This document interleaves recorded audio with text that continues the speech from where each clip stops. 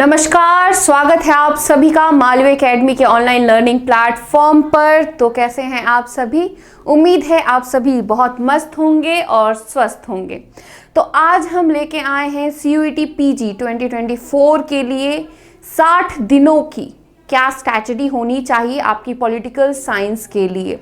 ठीक है बच्चे, तो आज हम लोग उसको डिस्कस करने वाले हैं। क्या चीज़ें आपको करनी है, क्या चीज़ें आपको अवॉइड करनी है, क्या चीज़ें इस बार एग्जाम पैटर्न में जो बदलाव आया है उसको भी हम लोग डिस्कस करने वाले हैं। ठीक है बच्चे, तो आइए देखते हैं। सबसे पहले हम देख रहे हैं कि आपका जो कोड है वो ध्यान दीजिएगा HUQP18 अभी भी सिमिलर जो लास्ट ईयर था वही अभी भी है। ठीक है, नेक्स्ट देखते हैं आपका जो एग्जाम मोड है, एग्जाम पैटर्न जो है वो थोड़ा सा इस बार बदल गया है और बदलने के साथ साथ ही वो आपके लिए बहुत ही बड़े लेवल पे इजी भी हो चुका है। इजी इसलिए हो चुका है क्योंकि अब आपको 25 जो क्वेश्चंस आते थे जनरल टेस्ट पेपर से उसकी कोई प्रॉब्लम ही नहीं है। ना ही आपको हिंदी लैंग्वेज का देखना है, ना ही आपको GK GS का देखना है, ना ही आपको मैथ्स की जो इशू रहती थी, ना रीजनिंग का कोई इशू है।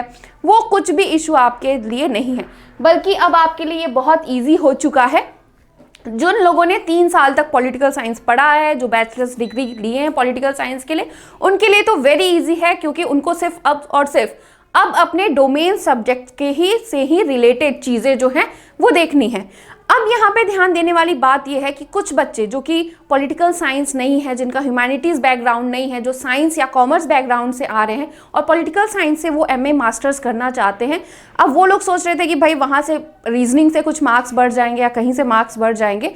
अब उनको थोड़ी सी मेहनत करनी पड़ेगी आपको डोमेन जो सब्जेक्ट है उसको समझने के लिए। ठीक है, यानी जो 75 क्वेश्चंस है NTA के द्वारा अब सिर्फ 75 क्वेश्चंस आएंगे जो डोमेन सब्जेक्ट यानी कि आपके पॉलिटिकल साइंस से पूछे जाएंगे, सिर्फ और सिर्फ। ठीक है, इसका जो डिटेल एक सिलेबस भी है हम लोगों के पास में। डिटेल सिलेबस ऑलरेडी आप लोग का डिस्कस हो चुका है, क्या चीज़ें क्या नहीं है उसको एक बार फिर से हम लोग एनालिसिस करेंगे 60 डेज के लिए। ठीक है, एग्जाम आपका ऑनलाइन कंप्यूटर बेस्ड तरीके से होता है, ये तो जग जाहिर है। आपको ऑनलाइन सेंटर पे जाके कंप्यूटर के थ्रू आपको एग्जाम देना है और वो काफ़ी ज़्यादा आपके लिए इजी भी और बेटर भी रहता है। 300 मार्क्स का हो चुका है आपका जो पेपर है। अब 4 मार्क्स आपके करेंट आंसर पे, 1 मार्क आपका नेगेटिव मार्किंग है, यहाँ पे 1 मार्क कट जाएगा अगर आपका कोई भी सवाल गलत होगा तो। एग्जाम का जो ड्यूरेशन है यानी कि एग्जाम की जो टाइमिंग है वो अब 105 मिनट्स की हो चुकी है। ठीक है, यानी कि थोड़ा सा कम हुआ है, बट आप ये भी जानते हैं कि क्वेश्चंस भी 25 हटाए गए। ठीक है, चलिए तो एक हम पेपर एनालिसिस करेंगे because right now it is very important कि हम लोग देखेंगे क्या पेपर में आ रहा है, क्या चीज़ें नहीं आ रही, कौन से यूनिट से सबसे अधिक सवाल आपसे पूछे जा रहे हैं और कौन से यूनिट से कुछ भी नहीं पूछा जा रहा और हो सकता है कि नेक्स्ट आने वाले एग्जाम में पूछा जा सकता है। ठीक है, उसको भी संभावनाओं को देखेंगे। तो सबसे पहले जो आपका हाईएस्ट स्कोरिंग जो है वो है आपका IGP यानी कि इंडियन गवर्नमेंट पॉलिटिक्स से आपके 19 क्वेश्चन आए हैं। दूसरे साल में आपके 17 क्वेश्चंस आए हैं। तो इस टॉपिक को, इस यूनिट को आपको थ्रू आउटली एक जो भी आपके टॉपिक है उसको अच्छे से रिवाइज करना स्टार्ट कर देना है। ठीक है, सेकेंड आपका IR यहाँ पे आ जाता है, आपका जो सेकेंड हाईएस्ट स्कोरिंग जो यूनिट है। ठीक है, उसके बाद आपका पॉलिटिकल थ्योरी एंड देन उसके बाद आपका WPT जो कि वेस्टर्न पॉलिटिकल फिलॉसफी है, देन आपका पॉलिटिकल थ्योरी आ जाता है। ये 3 ऐसे यूनिट्स हैं जहां से सबसे अधिक सवाल आपके उठते हैं। अब प्रॉब्लम ये आती है कि हमें इन तीनों यूनिट को पढ़ना कैसे है। ठीक है, हम क्या सोचते हैं, हम सभी यूनिट को डिवाइड कर देते हैं। हम इस यूनिट के लिए ये बुक लेते हैं, हम इस यूनिट से वो बुक लेते हैं, हम उस यूनिट से के लिए ये बुक लेते हैं, हर चीज़ के लिए एक अलग अलग बुक ले लेते हैं। ठीक है, पर बच्चे इन सभी यूनिट्स को आप ध्यान से जब पढ़ेंगे, पॉलिटिकल साइंस के ये जितने भी यूनिट्स हैं ये सभी एक दूसरे से कोरिलेटेड है। दे ऑल आर कोरिलेटेड, एक दूसरे से कनेक्टेड है। क्योंकि आप देखेंगे जो WPT है वहाँ पे जो आप लिबर्टी की थ्योरी पढ़ते हैं या इक्वालिटी की थ्योरी पढ़ते हैं या प्लेटो का जो जस्टिस पढ़ते हैं, वही चीज़ आपको यहाँ पे पॉलिटिकल थ्योरी में भी पढ़नी रहती है। ठीक है, तो भाई अलग अलग यूनिट जो है अलग अलग तरीके से हम क्यों तैयारी करेंगे। हम अब आप लोग को करना क्या है इसमें कि इन तीनों यूनिट की, ये जो 3 यूनिट है आपका जो वेस्टर्न पॉलिटिकल थिंकर है, आप पॉलिटिकल फिलॉसफी है, मॉडर्न इंडियन पॉलिटिकल थॉट है और पॉलिटिकल थ्योरी, इन तीनों की आप क्या करेंगे, अब कंबाइंड स्टडी करेंगे, ठीक है। क्यों, और अपने कॉन्सेप्ट्स को क्लियर करते जाएंगे, क्योंकि यहाँ से सबसे अधिक जो है कॉन्सेप्चुअल क्वेश्चंस ही उठते हैं आपके, ठीक है, फैक्चुअल क्वेश्चन नहीं उठते हैं, ये ध्यान दीजिएगा। दूसरा आपको ध्यान देना है इंटरनेशनल रिलेशन और आईजीपी का। आईजीपी, इन दोनों को आपको साथ में लेके पढ़ना है, ठीक है, क्योंकि जो चीजें हम इंटरनेशनल एरेना के थ्रू पढ़ते हैं, चाहे वो फॉरेन पॉलिसी हो, वही चीज हमारे ये कनेक्टेड होती हैं आईजीपी से भी, यानी इंडियन गवर्नमेंट एंड पॉलिटिक्स के भी टॉपिक से सभी चीजें ये कनेक्टेड रहती हैं, तो उसको ध्यान दे दीजिएगा आप लोग। पब्लिक पॉलिसी भी भाई वही है जो कहीं ना कहीं से वो इंडियन गवर्नमेंट पॉलिटी से कनेक्टेड है। तो इस तरीके से आप क्या करेंगे, अब कंबाइंड स्टडी आपकी स्टार्ट हो जाएगी यहां से। नेक्स्ट देखते हैं अब एग्जाम कि क्या एग्जाम के लिए और क्या आपको जटिलता अपनानी है। बेसिकली 60 दिन में आपको जितने भी आपके कॉन्सेप्ट्स हैं, जितने भी कॉन्सेप्ट्स आपके, कुछ ऐसे कॉन्सेप्ट्स हैं जो कि जनरली आपके एनटीए के द्वारा आउट ऑफ पूछा जाता है, आउट ऑफ द सिलेबस जिसको कहा जाता है कि एनटीए के सिलेबस में अच्छे से वो दिया नहीं गया है, ठीक है। वो 5 क्वेश्चन आपके आते ही हैं जो कि कहीं ना कहीं से आपके वो 5 क्वेश्चन ऐसे होंगे जो कि या तो वो आपके सिलेबस से हटके रहेंगे, ठीक है, पर वो कहीं ना कहीं उन सभी सब्जेक्ट मैटर से कनेक्टेड रहेंगे। जैसे लास्ट टाइम क्या हुआ था कि रविन्द्रनाथ टैगोर से पूछा गया था कि उनका नेशनलिज्म पे क्या व्यू है, रविन्द्रनाथ टैगोर का, तो भाई उसके बारे में आपको जब नेशनलिज्म मैंने पढ़ाया था तो उसमें आपको रविन्द्रनाथ टैगोर का नेशनलिज्म भी मैंने बता दिया था एक तरीके से। अब आपको ये भी ध्यान देना है कि रविन्द्रनाथ टैगोर जो है वो आपके यूजीसी के हैं, टॉपिक के लेवल के हैं, पर जब आपका बेसिक कॉन्सेप्ट क्लियर होगा नेशनलिज्म का, जिसमें कि हम थोड़े थोड़े पॉइंट्स भी बताते रहते हैं कि क्या है नेशनलिज्म, क्यों है नेशनलिज्म, कैसे तरीके हैं, क्या चीज़ें होती है नेशनलिज्म के, तो आप उस क्वेश्चन को भी बहुत आसानी से, जो 5 डिफिकल्ट क्वेश्चंस जो आउट ऑफ द सिलेबस आता है, आप उसको भी बहुत आसानी से हल कर लेंगे, ठीक है। दूसरा आपको क्या करना है, फैक्चुअल नॉलेज करना है, जो डेट्स वगैरह होती हैं, ये चीज़ें होती हैं, इवेंट्स क्या होते हैं, इन सब चीज़ को, और इन सब चीज़ों की एक क्या करेंगे, आप बनाएंगे लिस्ट, ठीक है। स्पेशल जो इवेंट्स होंगे, जो थिंकर्स के होंगे, या क्या क्या जो बुक्स हैं, उन सभी का करना है, ठीक है। फैक्चुअल नॉलेज में आपका क्या आ जाएगा, पहला आ जाएगा बुक्स, दूसरा आ जाएगा आपके जो भी सबमिट्स हुए हैं, तीसरा आपका आ जाएगा जो इवेंट्स हुए हैं, वो ध्यान दे दीजिए, ठीक है। और जो थिंकर्स की जो टाइमिंग है क्रोनोलॉजिकल वे से वो दे दीजिए, ठीक है। ये 2 काम अगर आप कर रहे हैं, एक तो अपना कॉन्सेप्ट भी क्लियर कर रहे हैं और दूसरा अपना फैक्चुअल नॉलेज भी आप लोग धीरे धीरे बिल्ड कर रहे हैं, क्योंकि फैक्चुअल नॉलेज से में जो सवाल आते हैं आपके, वो जनरली करंट से भी रिलेटेड रहते हैं, तो आपको अपने करंट एरेना यानी इंटरनेशनल रिलेशन में क्या चल रहा है, क्या चीज़ें हो रही हैं, उसको भी ध्यान में देना है। Last and the most important, जो कि हम लोग अभी स्टार्ट कर चुके हैं, हर यूनिट का हम लोग सॉल्व करते हैं प्रैक्टिस सेशन, तो उसके लिए कोई प्रॉब्लम तो है नहीं आप लोगों को, ठीक है। Practice as many as MCQ as possible, ठीक है। आप लोगों को भाई प्रैक्टिस हम लोग करते ही हैं क्लास में, हर एक यूनिट के बाद, सॉरी हर एक टॉपिक के बाद हम उस टॉपिक से जितने सवाल बन पाते हैं उसका पीवाईक्यू, ठीक है, मोस्ट इंपॉर्टेंट आप ध्यान दीजिएगा, पीवाईक्यू जो रहता है उसको भी हम लोग एक एनालिसिस करते हैं, समझते हैं, उस चीज़ को एक्सप्लेन करते हैं, वो भी हम लोग करेंगे। दूसरी चीज़, आप जो टेस्ट आप लोग है जितना हो सके अधिक से अधिक टेस्ट जो है टेस्ट दीजिए और मॉक टेस्ट दीजिए, ठीक है। कब, जब लास्ट के टाइम पीरियड हो तब, ठीक है। लास्ट के 1 मंथ में आपको जितना से ज़्यादा आपको मॉक देना है वो आप दीजिए। लास्ट का जो 1 मंथ होगा, फरवरी का मंथ ये होगा जिसमें आप जितने स्टार्टिंग के 10 डेज में आप जितना मॉक दे सकते हैं उतना दीजिए। पर उसके साथ कभी भी जनरली बच्चे क्या होते हैं, मॉक देते हैं और जब नंबर कम आ जाते हैं तो उदास हो जाते हैं, ठीक है। इसलिए मैंने कहा है कि फरवरी 10 यानी आपका जो फरवरी जो होगा उसमें 1 to 10 फेब तक आप लोग मॉक दीजिएगा, ठीक है, मॉक दीजिएगा। और पर मॉक देने में क्या होगा, मॉक देते टाइम आप लोग को उदास नहीं होना है कि भाई बड़े कम नंबर आ रहे हैं। अगर कुछ बच्चों के आ रहे हैं, कुछ जिनके अच्छे आ रहे हैं, भाई वो तो खुश होंगे, ठीक है, कि हाँ हमारे बहुत अच्छे आ रहे हैं, वो खुश रहेंगे, मस्त रहेंगे कि हाँ हमारे बहुत अच्छे नंबर आ रहे हैं।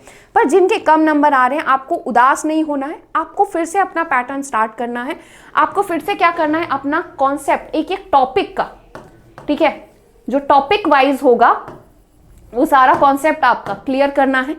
दूसरा, फैक्चुअल नॉलेज को फिर से रिवाइज करना है। जो आपने फैक्चुअल नॉलेज के लिए पता है बेस्ट चीज क्या होगी, आप जितना हो सके नोट्स बनाइए, नोट्स भी शॉर्ट, वेरी शॉर्ट। मैंने क्या कहा, लिस्ट बना के रखिए, लिस्ट बना के रखेंगे वो सबसे बेटर रहेगा, वेरी बेस्ट।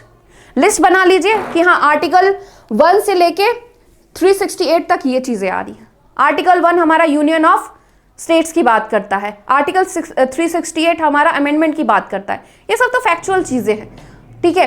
प्रेसिडेंट से रिलेटेड कौन सा आर्टिकल है, प्राइम मिनिस्टर से रिलेटेड कौन सा आर्टिकल है, भाई लगा दीजिए उसका एक वो शेड्यूल्स कितने हैं, शेड्यूल्स का लगा दीजिए।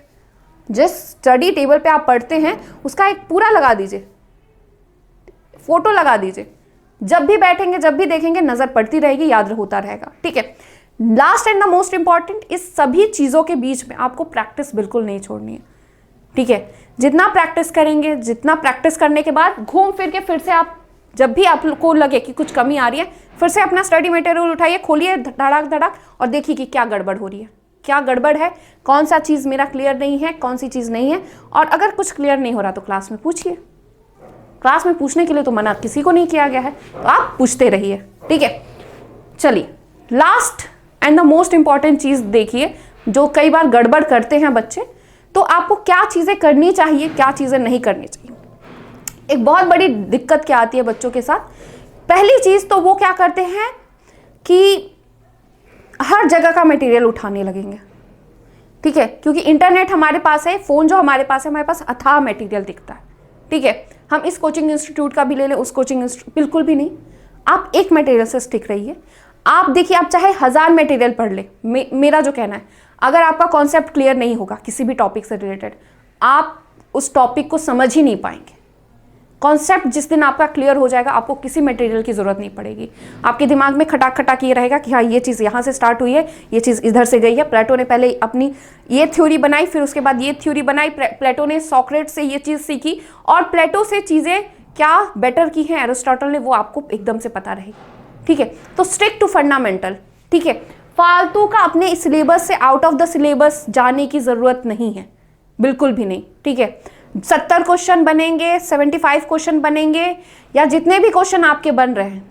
अब ये कभी कभी बच्चे सोचते हैं कि अरे ये क्वेश्चन नहीं आ रहा, एक ही क्वेश्चन, मतलब हम याद भी कर रखते हैं ना, तो वो कौन सा क्वेश्चन, जो एक क्वेश्चन याद रखते हैं जो कि सबसे डिफिकल्ट होता है, जिसका कुछ नहीं, कोई नहीं, अगर नहीं भी होगा ना, तो ऐसा होगा नहीं कि दुनिया पूरी खत्म हो जाएगी, ठीक है। उस एक क्वेश्चन की बात करते हैं हम, इजी क्वेश्चंस की बात ही नहीं करते जो एग्जाम में आता है। एग्जाम आपका दोनों टाइप का होता है, मॉडरेट टू क्या कहते हैं, इजी भी रहता है और डिफिकल्ट भी रहता है, ठीक है। तो वो चीज़ भी आपको ध्यान में देनी है, ठीक है। इधर उधर भागना नहीं है, एक सेलेक्ट जो मटेरियल है, जो सेलेक्टेड जो सोर्स है, उसी से पढ़ना है। 6 से 7 बार आप उसको पढ़िए, नहीं समझ में आए तो पूछिए क्लास में क्या चीज़ें हैं। नोट्स बनाइए, छोटे छोटे फ्लैश कार्ड्स बना के रखिए, ठीक है। रिवाइज कीजिए उसको जितनी बार हो सके, रिवीजन इज मस्ट इंपॉर्टेंट। एक तो होता है पढ़ना, एक होता है रिवाइज करना। पढ़ते तो हम रोज हैं, कोई ना कोई नई चीज़ पढ़ते, पर उसको रिवाइज करना कितना ज़रूरी है वो बहुत इंपॉर्टेंट रहता है, ठीक है। जितने भी PYQs है उनको सॉल्व करना है। दूसरा, प्रैक्टिस करना है जितने MCQs है वो। फिर से इग्नोर और सिंपली मेमोराइज आर्बिट्स 1। या तो अगर जो डिफिकल्ट क्वेश्चन है वो नहीं, अगर आपको याद हो रहे हैं या आपको नहीं समझ में नहीं आ रहे, तो या तो उसको आप क्या कीजिए, समझ लीजिए, या तो उसको इग्नोर कर दीजिए। दो ही पॉइंट बन रहे हैं। और एकदम मस्त रहिए, कॉन्फिडेंट रहिए। ऐसा कोई एग्ज़ाम नहीं है, कोई रॉकेट साइंस नहीं है एग्ज़ाम, ठीक है। NTA हमेशा आती है आपको डराने के लिए, घबराने के लिए। आपको बस ये करना है कि अपनी स्ट्रैटेजी को फॉलो करना है, गलत चीज़ों पे नहीं जाना है, ठीक है। अब जैसे कि हम 2 बार रिवाइज करते हैं कोई भी चीज़, ठीक है, हम 2 बार पढ़ लेते हैं, हम सोचते हैं कि अरे हम तो बहुत बड़े 30वां खां बन चुके हैं, हम 2 बार रिवाइज कर लिए हैं, ठीक है। तो भाई नहीं, आपको कम से कम 10 से 11 बार रिवाइज करना है अगर आपको नहीं समझ में आ रहा है। समझ में आ गया तब तो बहुत अच्छी बात है, ठीक है। कीप एवरीथिंग इन ब्रेन, ठीक है। ये भी ज़रूरी नहीं है, आप उसको क्या कीजिए कि थोड़ा थोड़ा सीखते जाइए रोज़।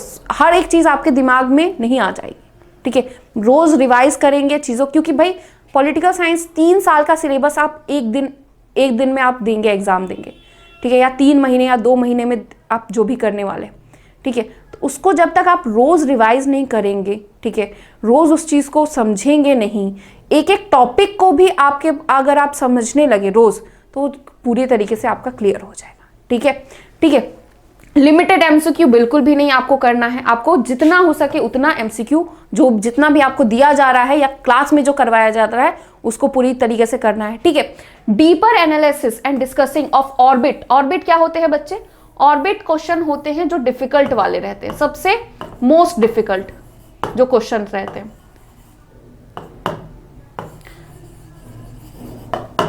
ठीक है। जो मोस्ट डिफिकल्ट क्वेश्चन रहते हैं हम उसको ऑर्बिट क्वेश्चन कहते हैं, ठीक है। तो उनको ज्यादा एनालिसिस नहीं करना है, उसमें टाइम वेस्ट होता है, आपका फुल्ली टाइम वेस्ट होता है। तो या तो उसको हम सिंपली इग्नोर कर देंगे या वो करेंगे, ठीक है। एकदम से डरना नहीं है, अपना भरोसा कायम रखना है। आपके पास अभी कितने दिन है? आपके पास है 60 डेज, ठीक है। एक 60 डेज की प्लानिंग है। अगर आप एक टॉपिक पे भी, अगर आप मान लीजिए